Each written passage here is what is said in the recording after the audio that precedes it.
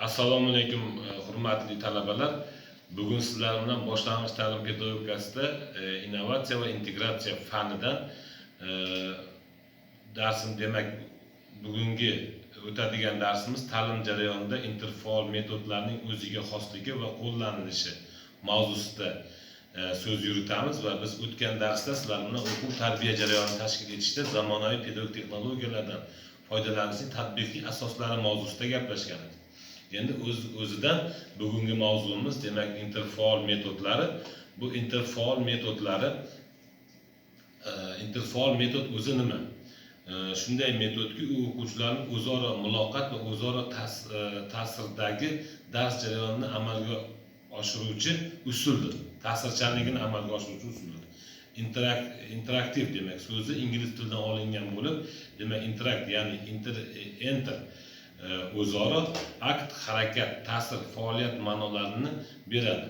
Interfaol usulda darslarni o'quvchilarga ijodiy fikrlar olishi va axborotlarni o'zaro faollikda hal etishi, demak berilayotgan ma'lumotlarni yaxshi o'zlashtirishi va har bitta o'sha berilayotgan axborotlarni demak qabul qilayotgan axborotlarga yechimlarni topishidan iborat. Demak interaktiv interfaol metodlarini ish yuritishda an'anaviy usullardan voz kechmagan holda, demak voz kechish kerak degani emas, balki ta'lim mazmunini o'zaro faollikda hal eta olishi. Demak quyidagi interfaol interfaol metodini tizimli sxemada ketish ham mumkin. Demak interfaol ta'lim muammoli metod, loyihali metod, real o'yinlarga asoslangan metod, kreativ, evristik, demak evristik metod ta'limda axborot kommunikatsiya texnologiyalaridan demak foydalanib borish tushuniladi. Demak hozirgi kunda juda ko'p metodlar, innovatsiyalar ta'lim jarayoniga kirib kelyapti, demak yangiliklar kirib kelyapti va albatta bu yangiliklarni hal etishimizda demak yechimini topib o'sha o'quvchilar o'zlari kuzatib borishlarini va uni amalga oshirish uchun demak interfaol metodi bu o'zaro demak interfaol metodi o'zaro bir ikki kishining faolligi, ya'ni o'quvchilarni biluv jarayoni, o'zaro suhbat tariqasidagi dialogik suhbat jarayonlarini demak amalga oshirishda demak o'qituvchining o'zaro muloqot asosida kechadi. O'qituvchi bilan o'zaro muloqot asosida kechadi. Demak interfaol usullari bosh maqsadi o'quv jarayoni uchun eng qulay vaziyatni yaratish orqali o'quvchilarni faol, erkin fikrlash, demak qiziqishlarini oshirish, yuritish, ya'ni o'quvchilarning erkinlik muhitini yaratishdan iborat bu interfaol metodimiz. U o'zining intellektual salohiyati, imkoniyatlarini namoyon etadi va o'quv sifati va samaradorligini oshiradi. Demak o'quv samaradorligini oshirish deganda qanday deyish mumkin? Har bitta o'tayotgan jarayonimizda ta'lim o'quv jarayonining sifatini oshirish uchun xizmat qiladi. Lekin interfaol metodini alohida faollik tomoni shundaki, bunda o'quvchilar guruh bo'lib, mana 25-30 o'quvchidan iborat bo'lgan demak o'quvchilar bu har bitta berilayotgan masalaga o'quvchilar faollik bilan javob berishi, uyushqoqlik bilan javob berishi, o'zaro bir-biri bilan hamfikr bo'lishida demak interfaol metodini o'rni juda ham katta. Demak o'quvchilarda masalan uchun 30 ta o'quvchi bo'ladigan bo'lsa, har bitta o'tilayotgan darsimizda biz albatta o'quvchilardan so'rab o'quvchilarning fikrini olamiz. Lekin bu jarayonda esa, bu interfaol jarayonida biz o'quvchilar tanlab emas, har bitta o'quvchi o'zini fikrini erkin ayta olishi. Demak, berilayotgan masalani erkin fikrlab, erkin javob qaytara olishi. Ana shu asosida demak interfaol metodini bizga ancha samaraliroq tomoni ana shu joyda. Bunda ya'ni qanday? Mana biz o'quvchilarda jarayonda mana muammoli metodini, loyihalarni ishlab chiqqanda yoki o'quvchining o'zining bir fikri bo'ladigan bo'lsa, dars o'tish jarayonimizda o'quvchi tortinadi, o'zini fikrini ayta olmaydi.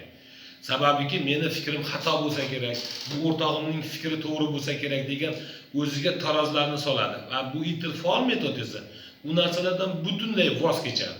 Sababiki bunda hamma fikrini erkin aytish. Hech qachon bu meniki, uniki degan narsa emas, bu hamma fikrni aytadi va to'g'ri va noto'g'riligi bunda tanqid qilinmaydi. Sababiki biz hammani fikrini eshitib turib, unga tanqid qilish jarayonida oldin biz to'g'ri yoki noto'g'ri hammaning fikrini eshitgan holatda, demak keyin biz ularga umumiy xulosada tushuncha berib borishimiz kerak bo'ladi. Agar biz o'quvchini u yerda sening fikring noto'g'ri yoki sening fikring to'g'ri degan tanqidiy fikrlarni beradigan bo'lsak, o'quvchilarda biz erkinlik, demak masalani yechishga erkinlik yarata olmaymiz.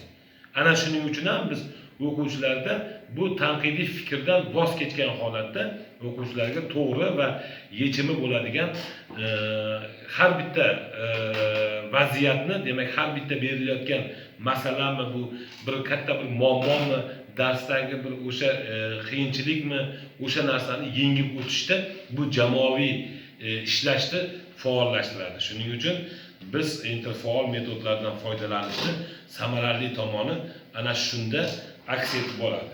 Endi dars jarayonida bir-birlarini qo'llab-quvvatlaydi. Bunda mana ko'pincha biz dars jarayonida, demak aynan o'quvchilarni bir qo'llab-quvvatlanishi, o'zaro samimiylik, do'stona munosabatlarni vujudga keltira olinishi, demak bu interfaol metodda aniq va lo'nda qilib ko'rsatib qo'yilgan va bu metodni, bu muhitni yaratish juda katta tarbiyaviy ahamiyatga ham ega. Mana do'stona, o'zaro bir-biri bilan samimiylikda bo'lishi, mana bugungi kunda bizni ta'lim jarayonimizga juda ko'p axborot texnologiyalari yoki bo'lmasam bir axborot texnologiyalari deymizmi yoki mana turli xil metodlarning kirib kelishimi, bu yerda bizni aynan maqsadimiz shularni bugungi kunda shu darsda o'tirgan, dars jarayonida bo'layotgan jarayonlarni o'quvchilar o'zlariga o'zlashtirib olish. Asosiy maqsadimiz, demak bolalarni erkin fikrlash va o'sha dars jarayonini shaklan dars deganda biz aytamiz 45 minutga mo'ljallangan qat'iy jadval asosida yoshi cheklangan o'qituvchi rahbarligida olib boriladigan ta'lim jarayoniga demak biz dars deymiz va bu darsda biz interfaol metodlarni qo'llab-quvvatlashimiz kerak bo'ladi. Mana bu yerda hozir men sizlarga ko'rsatib qo'yganman. Innovatsion ta'lim texnologiyalari slayd asosida ko'rsatilgan. Mana shuni ham o'zingizni dars berish jarayonida amaliyotda qo'llashimiz kerak va bugungi kunda buni biz juda ham ko'p yechimlarni ko'rib boryapmiz. Shu jarayonni o'zida men sizlarga topshiriq berib o'tib ketaman.